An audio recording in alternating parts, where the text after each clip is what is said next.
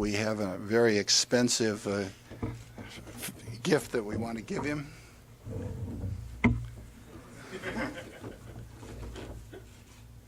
This is the back side.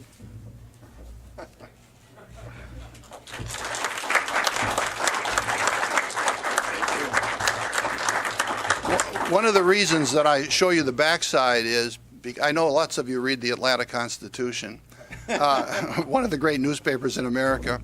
Last Friday, there was a 4-column picture in on the first sports page of the Atlanta Constitution of the backside of Harris Turer, standing under the famous tree at the clubhouse of the Masters, and he's standing there, and he's wearing a Brewers jacket. And I think the message of the thing was, as you all know, it rained like crazy down there. But who is this guy who doesn't know enough to get in out of the rain? But seriously, it's really a pleasure to turn this organization over to Harris Turer.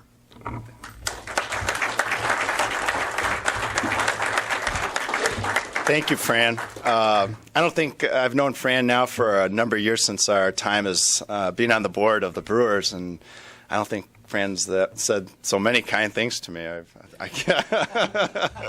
No, it was great, and I really appreciate all the nice things. Again, I want to welcome all of you today to today's press conference. I'm honored that so many people can be here, people from the Brewers, friends, relatives, my family. It's just great that everyone could be here today to celebrate this occasion. I am very excited today to be able to announce that we have reached an agreement to purchase the Milwaukee Admirals from the estate of Jane Pettit. Over the past few months, we've been in discussions with Fran Croak to purchase the team. During that same period of time, I have been diligently putting together an investor group that will ensure the long-term viability of the Admirals in Milwaukee. I'm proud to announce that group now.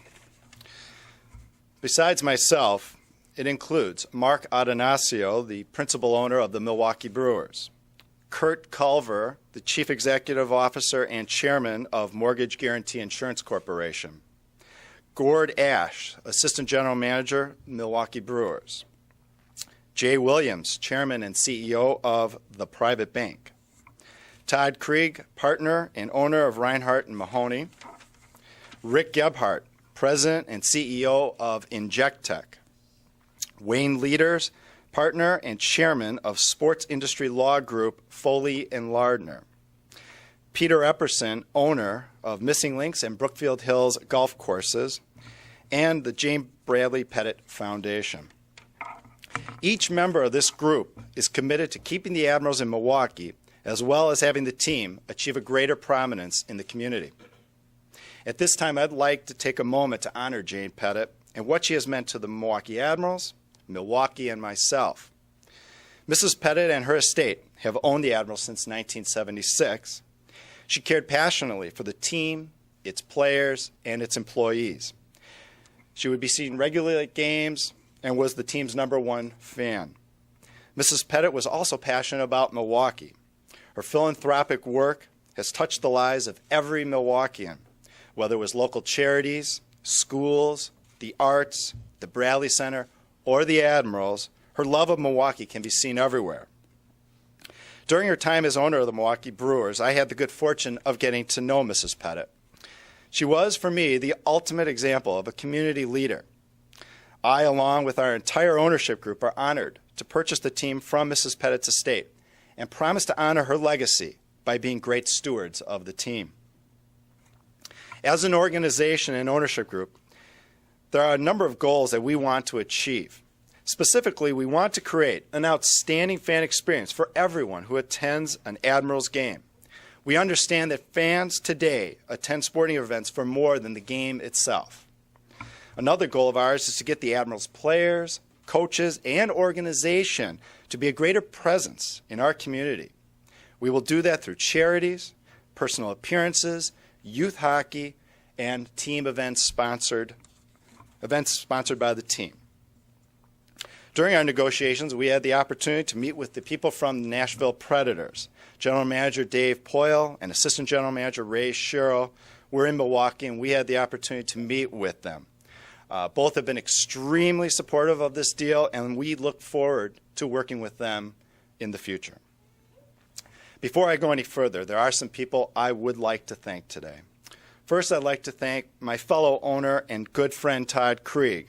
Not only has he been a dear friend and investor in this, but he has been incredibly helpful in putting this deal together. I'd like to honor my parents who are not here today. My father passed away back in 1985, and while he physically cannot be here, I can feel his spirit in this room, and I know that he would be very proud of this moment. My mother is someone who has taught me a great deal about kindness and generosity and being a good community citizen. I'm very grateful to her for that. To my investors, I'd like to thank all of them for their faith and confidence in me and this opportunity.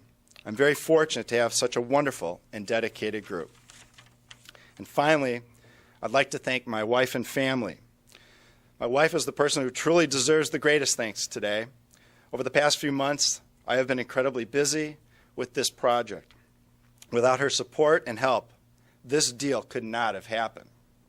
I also want to say hi to my daughter Gabby and my son Brandon. I'm so happy you could both be here today for this exciting moment.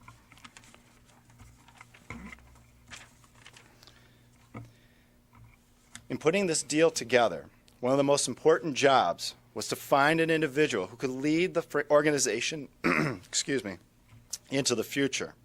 I'm extremely fortunate to announce today that John Greenberg, formerly the Media Relations Director of the Milwaukee Brewers, has agreed to become the president of the Milwaukee Admirals. John brings over 20 years of professional sports experience to the organization and a true passion for Milwaukee. He will also bring a tireless work ethic and a desire to make this franchise a winner on and off the ice. Not only will John be the team president, but he will also be an owner. It now gives me great pleasure to introduce the new president of the Milwaukee Admirals.